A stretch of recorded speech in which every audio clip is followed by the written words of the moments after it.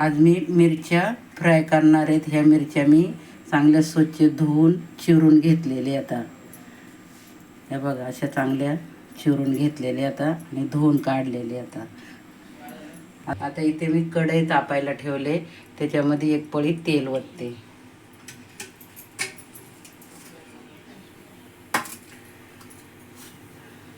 त्याच्यामध्ये अर्धा चमचा मोहरी टाकते. हा लसूण मी चांगला बारीक करून घेतलेले.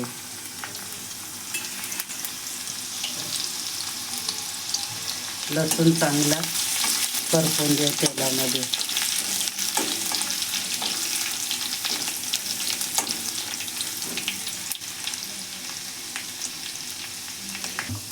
लसूण चांगला करपलाय. आता त्याच्यामध्ये धना पावडर टाकू 1 चमचा, गरम मसाला 1 चमचा आणि थोडीशी नाही म्हणून हळद टाकू.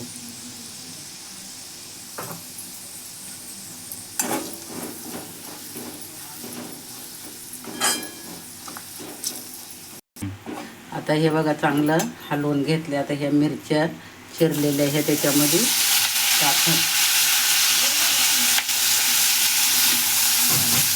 सगळं असं एकजीव करू हलवून.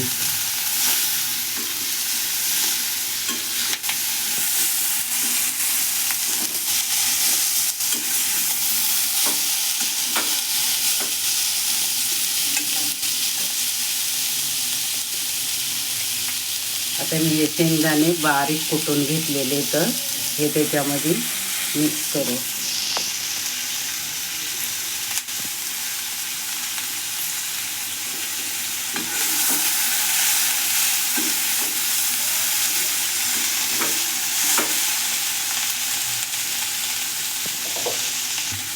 आता त्याच्यामध्ये मीठ टाकू.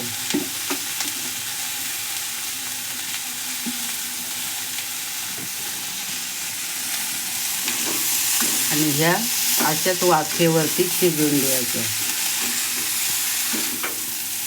पाणी बिणी टाकायचं नाही त्याच्यात, काय नाही, वाफेवर शिजवून द्यायच्या.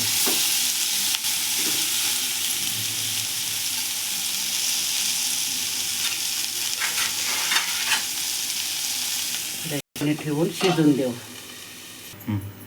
आता झाकणी काढून बघू कसे शिजले. आता हे बघा अशा मस्त झाल्या. आता खायला पण एवढ्या भारी लागतात ना. तिखट नाही काय नाही. शेंगदाणे टाकलेत, लसूण टाकले, मोहरी टाकले त्याच्यामध्ये.